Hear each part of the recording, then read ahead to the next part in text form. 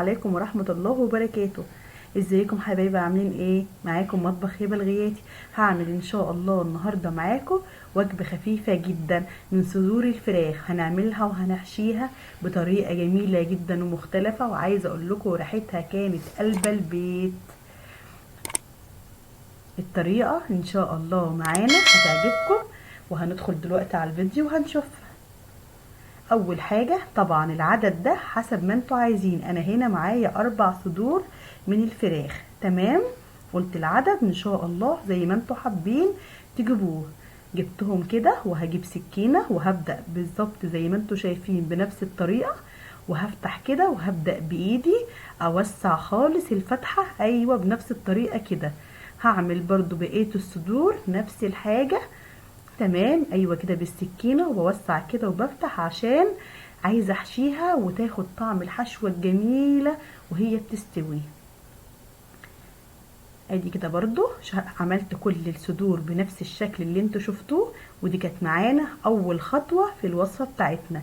دلوقتي هعمل التتبيله اللي هي ربع كوبايه من الصويا صوص، وهحط عليهم ربع كوبايه من الميه، وبرضو نفس الحكايه ربع كوبايه من الزيت. تمام، ومعايا بقى هنا التوابل بتاعتنا الجميلة: معلقة صغيرة من البابريكا، معلقة مليانة من الملح، من الزعتر، من الجنزبيل، من الفلفل الاسود. وهبدأ معاكم برضو ان شاء الله. تمام، هنا ايه، فصين توم مفرومين بيدوا نكهة جميلة جدا.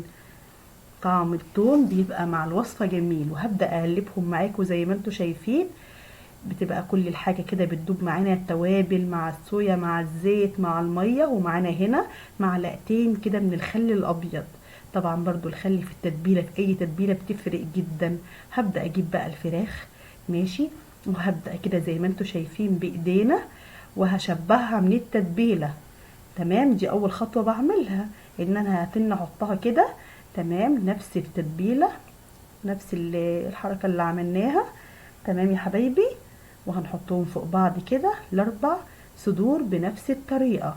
طبعا هي كده بتاخد بس كده حاجة قدامكم، بعد كده احنا هنسيبها طبعا وهنشوف هنعمل ايه. هنعمل برضو بقية الصدر كده. طبعا قلت معاكم الكمية. خلصنا كده هروح على التلاجة على طول، ماشي، وهحطها مش اقل من 4 ساعات، ليلة كاملة، يبقى جميل جدا.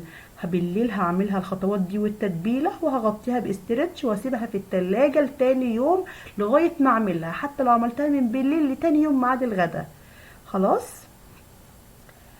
كده رجعت بقى معاكم بعد الوقت بتاعنا، وعملت هنا ايه، طماطمايه كده مكعبات صغيره، وبصلايه مكعبات، قرن فلفل كده. عايزين تعملوه سبايسي ماشي، عايزين تعملوه عادي حسب ما بتحبوا في البيت. تمام، الكميه دي برضو حسب الحاجه اللي هنعملها. معايا هنا ايه، معايا كده شويه من الجبنه الرومي، برضو حوالي ايه ربع كوبايه من الجبنه الرومي، وممكن جبنه شيدر، وممكن جبنه برضو موتزاريلا، بس الرومي والشيدر بيبقى لها طعم. وتبلتهم بشويه من الفلفل الاسمر وشويه من الملح، واحط عليهم برضو حوالي معلقتين 3 كده من الزيت، وهبدا اقلبهم جامد كده. عايزه اقول لكم ريحه التتبيله دي جميله جدا جدا. انا ساعه ما جيت اقدمها بعد كده ولادي قالوا يا ماما احنا عايزين التتبيله دي، عملتها لهم تاني جنب الاكل. ريحتها جميله، ريحتها جميله، وكانت فارقه جدا حتى في الفراخ بعد ما طلعت. جبت طبعا معانا هنا ورقه من الالومنيوم، وحطيت عليهم ورقه من الزبده، لان قلنا الورق الالومنيوم بيبقى دار لازم عازل.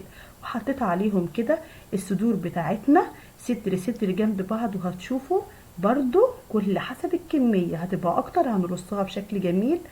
بدأت فتحت كده وبمعلقه وحشيت الصدور بتاعتنا الحشوه الجميله بتاعتنا. عايزه اقول لكم كانت الريحه ما شاء الله رهيبه رهيبه وجميله جدا.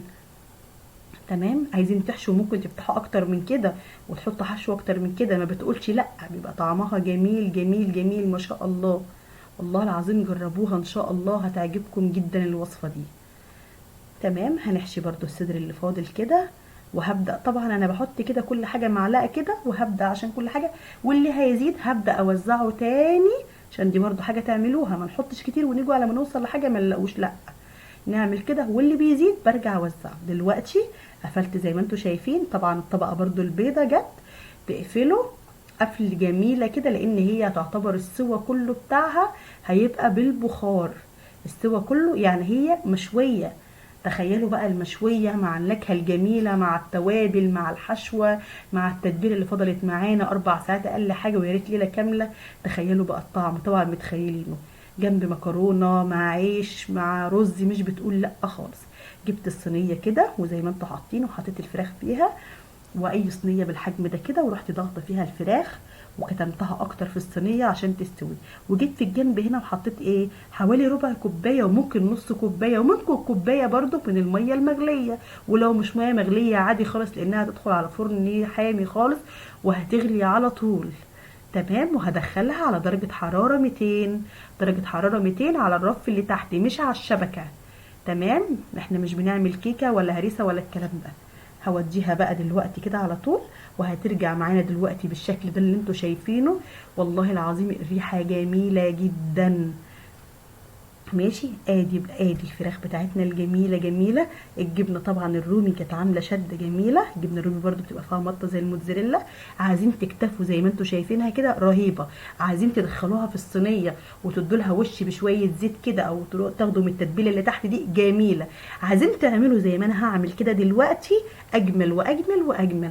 رصتها في الصينيه كده، طلعتها من الورق ورصتها في الصينيه، وجبت شويه كده من الجبنه الموتزاريلا، حاجات بسيطه جدا.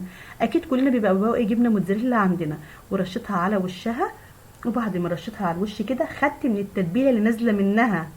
تمام. ورشيت برده، زودت النكهه كده. ماشي. وحطيت على وشها كده كام معلقه من نفس الحاجه اللي نازله منها، اللي هي ايه، واخده طعم التوابل وكل حاجه نازله من الشوي. رحت حطها على وشها. وهعمل ايه بعد ما احط الحاجه؟ مش هحطها على الفرن من تحت تاني خالص، لا انا هولع الشوايه بتاعتي وهحطها تحت الشوايه. مجرد بس كده ما تاخد وشي بالشكل الجميل ده، ما شاء الله قدميها بقى زي ما قلت لك. والله العظيم تحفه تحفه، والطعم جميل. اتمنى يا رب، اتمنى يا رب الوصفه تنول اعجابكم. ويا ريت يا ريت فضلا فضلا فضلا اللي يدخل يتفرج على الفيديو لايك وشير وسبسكرايب للقناه. طبعا حبايب قلبي اللايك مطلوب ارجوك، واللي بيتفرج ووصل لحد هنا يا ريت لايك يا ريت لايك. والسلام عليكم ورحمه الله وبركاته.